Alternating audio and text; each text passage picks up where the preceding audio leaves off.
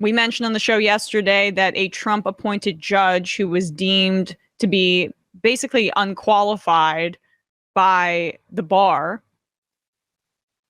and yet was appointed anyway after having very little experience.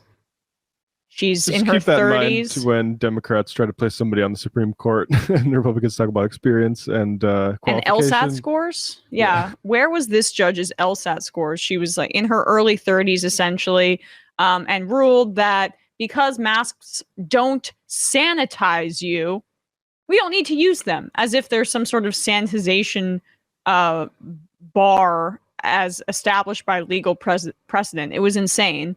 And so you would think, as the opposition party to an insane Republican Party that denies science, that wants people to die of COVID because they were in favor of dropping any and all restrictions that would protect people, because, you know, capitalists, we can't have this anymore. We've got to keep the economy churning. You would think that the Biden administration would come out aggressively against that kind of insane ruling. Well, this is wonderful. Thank you. Thank you, man. Thank you for being here. Thank you. You did a great job up here. Mr. President, should people continue to wear masks on planes? That's up to them. Would you like to appeal the ruling or the ruling that the judge made striking down the mandate? I haven't spoken to the CDC yet. Thank you. All right. Going here a little bit, Mr. President. All right, well, then Biden yucks it up with that guy there. That was really it. So he says he hasn't spoken to the CDC yet. It's up to individuals, essentially.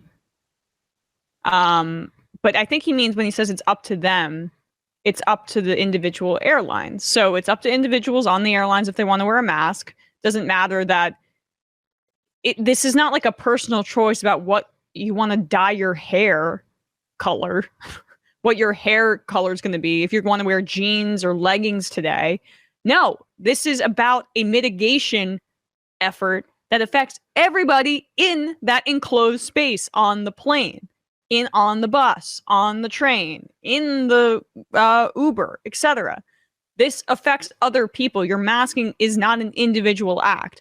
And when it comes to the airlines, frankly, the Biden administration has shown a concerning deference to what their requests are, what their preferences are, and that's been epitomized by the way that Pete Buttigieg, as the head of the Department of Transportation, has conducted his business. Matt Stoller of the American Economic Liberties Project, friend of the show, he's been on a few times. Can we pull this tweet thread up? Because it highlights how this is not the bug in the Biden administration as when it comes to dealing with the transportation industry and airlines rather. This is the feature. If you want to know Biden's problem, consider that Pete Buttigieg is an unmitigated catastrophe at the Department of Transportation, yet there's no criticism at all of his tenure on the Hill or within partisan media. The Dem political machine has no feedback loop to reality. This is, again, Matt Stoller's opinion, but I found it pretty compelling. Why do I think Pete Buttigieg is a disaster at the Department of Transportation? No reason. And then he cites this mass cancellation that I talked about a little bit on the show when it was happening, of these airlines. Over the first weekend of April, over 10,000 flights were canceled. And since travel was ticking up again, airlines have basically been actively compromising the customer experience, ripping them off because, frankly, they don't want to hire more people. Stoller continues, the Department of Transportation has authority to regulate unfair methods of competition in air travel as well as consumer deception. This is very broad authority, and literally everyone else is preempted from doing anything. This is the Department of Transportation's authority, and they're choosing not to exercise it. We can scroll down a little bit there. The unwillingness to judge policymakers on actually, he's responding to criticism of this thread, not as relevant. Consumer groups last year met with Buttigieg on a range of issues, including flight cancellations. He has done nothing to address any of their concerns. I suspect this is probably true across much of DOT's portfolio, though I know more about airlines. Here are the priorities listed on the Department of Transportation site. I don't see supply chains on there. DOT is a mess, and we need someone who knew the department to restore some institutional capacity. Buttigieg is smart, but no one's pressing him to do that. Since people don't understand why there are mass cancellations, neither COVID waves nor weather are the real culprit. The lack of redundancy is. Airlines laid off staff instead of retaining them, even though they got bailout money, so this wouldn't happen. And that is the main point there. We're good on that. But he does, when he says that he suspects that this incompetence and deference to industry is probably true across much of the Department of Transportation's portfolio, he is right. He is right. Because I found this article from the American Prospect from December that made that same claim. Made the claim that it was more broad, as specifically in reference to the supply chain crisis that we were seeing. Getting excited about deliverables would be a marked change for Buttigieg, who has thus far failed to mobilize the sweeping powers of the Department of Transportation and its battalion of sub-agencies to combat a supply chain crisis driven in no small part by deregulation of the transportation sector. The root causes of the supply chain bottlenecks have far less to do with the kinds of renovations to roads, bridges, and ports.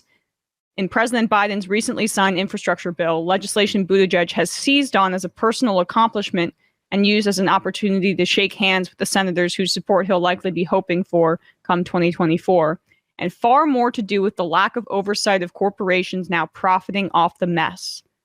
As the Los Angeles Times noted earlier this month, again, this is an older article from December, the ocean shipping industry is on track to make more profit in 2021 than it has in the last decade. The supply chain crisis, in other words, has been a gold mine for the same firms that are supposed to be fixing it. Freight forwarding companies have doubled their profits, and warehouse companies have come close to doing the same. In the first half of 2021, ocean shippers saw their profits rise 2,200% over the equivalent 2020 span to $23 billion. Sam, I know, has highlighted some of these rapid increases before on the show. But as profits skyrocket, capacity building to deliver and store more consumer goods, as well as fair labor practices, remain stagnant. Essentially, too, with the trucking industry, Buttigieg had the opportunity to speak out about the trucking industry's unfair labor practices, where they're claiming that there's a shortage in the labor market, but really the reality is that they don't want to pay their truckers fair wages, compensate them fairly, and they want them to essentially be contractors without any security. And Buttigieg has done nothing to address those kinds of things. So the point here is that this is not an aberration. The Biden administration has shown significant deference, not just in rhetoric, that like we saw there with Biden, to the airline industry and other transportation industries, but in practice, in the way that the Department of Transportation has been run under Pete Buttigieg, whose experience in this field was mocked when he was appointed to this position. But rightly so, because clearly he's not done, doesn't have any of the requisite experience that you would need to be a regulator. But at the same time, we understand how he feels about corporate profits. Yeah. I think that's all the important thing to emphasize with regard to Biden's inaction. I just want to say one thing on the sort of right-wing narratives, like the Dore, Rogan, Weinstein, those sorts of types that have been anti-maskers, right? Mm-hmm. Who have been saying, oh, this is tyranny, and actually if they can make you comply with wearing a mask, they can make you do, what else can they make you do? Well, you should all be embracing your Uncle Joe right now. He's really delivering for you. He's ending the tyranny. This is like a Berlin Wall moment. He's a liberator on like Lincoln, and he's gone against a secret NWO plan to make you wear masks all the time. So look at that. All that happened, and all it took was Biden just getting voted into office. So all those folks should probably be enthusiastic supporters of the Democratic Party, because centrist Joe, he's listening to him. He's got your back. And who knows? I mean, Biden in the end could change his tune. I mean, that would be the Democratic thing, to wait for the CDC to do that and then say, actually, this institution says I need to do this. And if they do that, fine, I guess. It's better than not, but especially if we get another giant wave right on the tail of this. But I mean, what happened last time we lifted the mask mandate? Oh, wait.